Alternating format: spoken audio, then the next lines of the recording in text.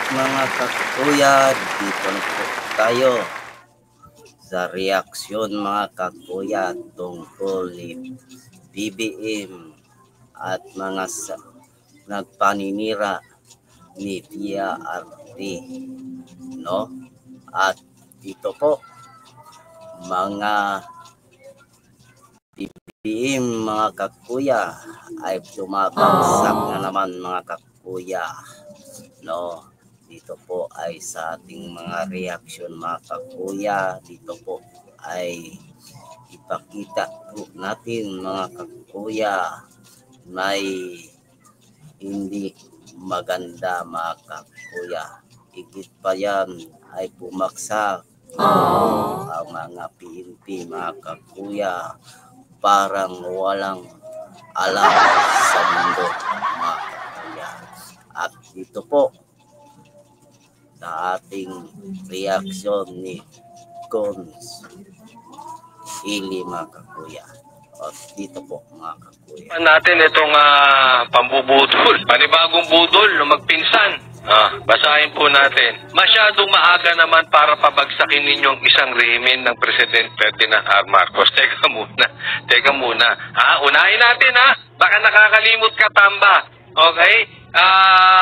Doon lang po tayo sa totoo. Kasi sabi niya, masyadong maaga naman para pabagsakin ninyo. Hindi po kami nagpapabagsak kay Marcos. Bagsak po siya talaga dahil sa ginagawa niya. Kita niyo yung approval rating niya? 25% na lang. Pero excuse me po, Tamba, hindi po kami nagpapabagsak. Yung ibang kaalyado ninyo, di umano, kayo mismo, di umano, ang nagpapabagsak kay VP Sara.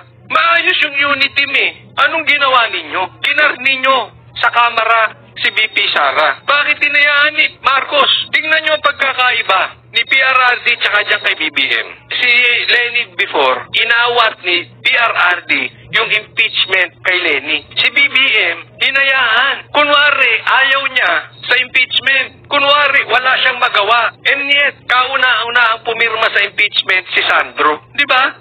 Gagawa na siya ng kalokohan. Gagawa na siya ng hindi niya kayang panindigan. Wala pa siyang B para i-admit na ito ay merong basbas niya. Ganyang kawik si Marcos. Kasi doon pa lang Bakit inimbestigahan ang confidential funds niya? Samantalang siya mismo, mas malaki ang confidential funds. Kung talaga meron silang unity team, kung sila talaga ay gusto sa pagkakaisa, bakit hindi niya inawat yun? Hindi pwedeng wala siyang magagawa. Talaga bang niloloko ninyo ang taong bayan? Nasasabihin ninyo, wala siyang kamay doon? Ang sabi nga ni Congressman Alvarez, walang galaw ang Congress nang walang basbas ni Tamba. At walang galaw si Tamba kung walang basbas ni Marcos. Huwag nga tayong maglokohan, iisa ang karakas nyo. Kayo mga Marcos, iisa karakas ninyo. Ikaw Romualdez, kayong magpinsan, iisa karakas ninyo. Budol, mahilig kayong magbintang, mahilig kayong magbaliktad ng issue. Kayo ang unang nagpapabagsak sa Vice President. Inaatake nyo ang kanyang pagka-Vice President. And we all know this is public knowledge. Bobo ka na lang kung hindi nyo alam na ang atake talaga kay VP Sara is atake para hindi siya ang susunod na presidente. And we all know 2028, she will be the next president. Wag lang may masamang mangyari. Wag lang ipapatay si VP Sara. Siya magiging presidente. Yun nga lang nakakatakot. Kaya meron siyang sinasabi, merong gustong pumatay sa kanya. Kayo yun, according to VP Sara. So hindi po, ito po hindi dahil sinasabi ko dahil kami Maka Duterte. This is public knowledge. Gaya ng sabi ko, tanga ka na lang kung hindi alam na talagang inaatake si Vice President Sara. Kaya nga lahat ito nangyayari. Even yung pagpapadala kay PRRD sa Hague, it's because para mabawasan ang lakas ni VP Sara, para mabawasan ang lakas ng PDP senators, para matalo. Kasi kung mananalo ang PDP senators, hindi mai-impeach si VP Sara. Pero kabaliktaran na nangyayari. Lalong lumalakas ang PDP senators. No? So, yan po isang katangian ng budol. Binabaliktad. Hindi po namin pinababagsak si BBM. Kusa siyang bumabagsak. Sabi nga sa Pulse Asia, bagsak na po ang rating ni BBM. Okay, hindi po kami may sabi nun. Bakit? Tamba? Magising ka sa katotohanan. Lahat na lang ng ayuda ginawa ninyo. Pinagtanggol ninyo ang ayuda kaliwat kanan. Tumataas ka ba sa rating? Hindi. Tumataas ba sa ratings si BBM? Hindi. Lahat na lang ng gastusin ginawa nyo na. Masakit, hindi pa rin kayo mahal ng taong bayan. Masakit kaya lang nanalo si BBM dahil kay Tatay Digong. Dahil dala-dala niya yung apelyidong Duterte. Di ba? Kaya huwag yung niloloko yung taong bayan. Huwag nyo silang ginagawa. Kasi insulto yung itong statement mo, Tamba. This is an insult to Filipino people. Parang sinasabi nyo, tanga sila. Kitang-kita naman na nila. Bumoto na nga ang taong bayan. Bagsak si BBM. Sabi niya, very popular siya and he was elected by the bigger mandate than the former president. Kaya igalang naman natin. Yan po yung sinabi natin. Si PRRD, napatunayang hindi budol. Anong katunayan ko? Yung topic ko kanina, 86% after 3 years ang approval rating ni PRRD. Si BBM, after 3 years, 25% na lang approval rating. Kaya yung sinasabi mo, Tamba, na mas mataas ang mandato niya kay President Duterte ay hindi totoo. Yung mandato niya na 31 million, more than half of that galing sa pangalang Tatay Digong. Masakit, di ba? Yung ginusto ka lang dahil iba talaga ang gusto. Ginusto lang yan si BBM dahil yung iba sa sobrang pagmamahal kay Tatay Digong. Correct me if I'm wrong, pati mga bashers, lahat ng mga nunood dito, pati yung mga nabudol, yung mga bumoto kay Bongbong Marcos.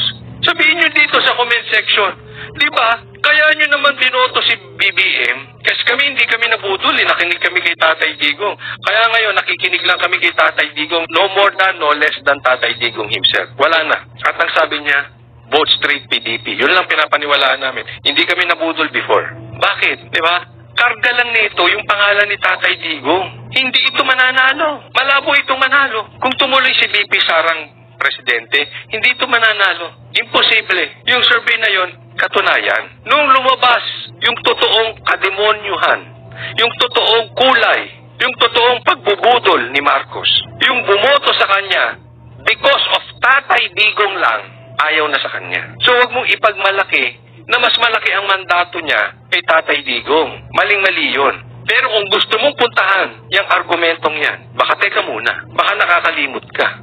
Mas mataas pa rin ang mandato ni BP Sara. She has 32 million. And that 32 million, nakasuporta pa rin sa kanya. Bakit? Nag-improve ang trust rating ni BP Sara. Yung 31 million ni Marcos, wala na sa kanya. Bagsak na ang BBM. Kasi, kita naman, bagsak ang kanyang approval rating. Diba? So, huwag kayong pakahibang. Kasi baka sabihin ng tao, adik kayo. Diba ganyan ang adik? Hindi ko po kayo pinagbibintang ang adik, ha? Pero ganyan ang adik, diba? Hindi namumuhay sa katotohanan. Lagi may kathang isip. Huwag po ganyan. Baka mapagbintangan kayong adik. Baka mapagbintangan kayong magpinsang adik. Pagka lagi ang inyong argumento ay napakalayo sa katotohanan. Sabi niya, yan po ang mandato ng taong bayan ng Pilipinas. Yes, that was before, nung hindi pa nadidiscover. Kaya Tamba, wag mo ipagtanggol ng ganyan ang pinsan mo. Kasi sa tingin mo, just by your mere statement, naniniwala ang taong bayan sa'yo. Hindi. Papatunayan ko sa'yo, ikaw nga bagsak din ang approval rating mo. Yung pinsan mo, bagsak ang approval rating. Hindi nyo yan makukuha sa statement, sa political statement, sa press release. Hindi nyo makukuha sa dakdak yan. The more kayong dumakda, the more hindi naniniwala ang taong bayan. Gusto na nila sa resulta. And we all know, magkakakuntsaba ang gobyerno sa pagkidnap kay Tatay Digong. Nagalit ang Pilipino dito. Hindi mo maaayos yan, Tamba, sa isang statement. Dahil, sa totoo lang, pagdating sa taong bayan, Tamba, I'll be frank with you. Pagdating sa taong bayan, wala kang bilang, wala kang influence. Pwede, meron kang bilang diyan sa mga kasama mo sa kamera. I don't know why, but the people know why. bakit ba ito may influence sa Kamara? Kila Paduano, Abante, yung mga kasamahan niya dyan sa Tricom, sa Quadcom. Kayo, mga viewers, kayo na lang may sabi, bakit ang bilang ni Tamba hanggang dyan lang sa Tuwadcom, hanggang dyan lang sa Tricom. Pero Tamba, pagdating sa taong bayan, wala kang bilang. Kaya yung statement mong ganyan, walang kwenta. Next topic po tayo. Okay, kanina po topic natin yung kasinungalingan ng Tamba. Ngayon naman, tingnan natin ang kasinungalingan ng pulis. Itong PNP chief nila. Sabi niya, PNP Chief Police Marvil has issued a strong statement to clarify the issues. May ika-clarify si Marvil. There is no truth to this report about the alleged kidnapping of business personalities. Hindi raw totoo yung mga kidnapping sa mga malalaking negosyante natin. Kayo nga magsabi, dyan sa comment section, pakilagay ninyo kung sinungaling ba ito si Marvil o hindi. Kung sinungaling ba si Marvil o sinungaling na sinungaling. Ilagay nyo dyan sa comment section. Okay? Basta ito natanggi ng pinakamataas na pulis sa Pilipinas ngayon. Ang pinakamay malaking hawak ng intel funds. Merong hawak na intelligence. Merong hawak sa kakayanang mag-imbestiga. Siya po ang pinakamakapangyarihang pulis ngayon. Hindi ko lang alam kung nasisingipan siya ni Torre. Ay, si Torre. Parang si Torre ang malapit kay BBM. Parang baka mamaya mapaltang ka dyan, Hindi siya, pakikita naman natin, si Torre ang umiepal ngayon. Si Marvil parang ginagawang tanga, Hindi mo sinasabing tanga si Marvil, Parang ginagawa siyang tanga. Isipin mo, parang yung pinagagalaw si Torre, tas wala siyang alam sa nangyayari. Di ba? Parang, kanino galing yung utos? Hindi daw siya nag-utos para kidnapin si PRRD. Pero kinidnap ni Torre. Bete ka muna. Ikaw ang PNP chief, di mo alam. Ngayon ikaw na naman ang PNP chief, hindi mo alam yung kidnapping. Diba? Baka hindi na ikaw ang pinagkakatiwalaan ni BBM. Baka si Torre na. Naku, delikado yan. Ano ka dyan? Nababypass ka. Para kang flower base sa Malacanang. Naiisaan ka yung itim-itim nun si Diwata. Naiisaan ka. Ay, nako Marvil, mahinang klase ka. Tapos hindi niya alam. Isa lang to, kung sinungaling ito si Marvil, o talagang nababypass to. Ginagawang display ni Marcos. Ay, ano ba ito? Nagtutulog sa kangkungan? Namamasyal sa ibang bansa?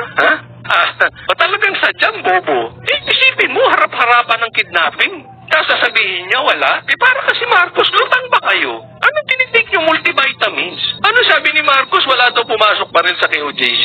Ikaw naman ngayon, wala kidnapping? Teka muna. Pakisabi naman sa tao, anong multivitamins ninyo? Bakit parang wala kayong alam sa nangyayari sa bansa? Sige nga, pakisabi sa comment section, naniniwala ba kayo dito kay Marvin?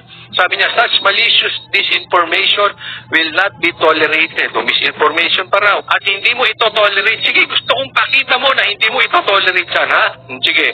Anyone proven to be spreading fake news will be dealt with accordingly, he said. Hindi mo kukonsintihin will not be tolerated.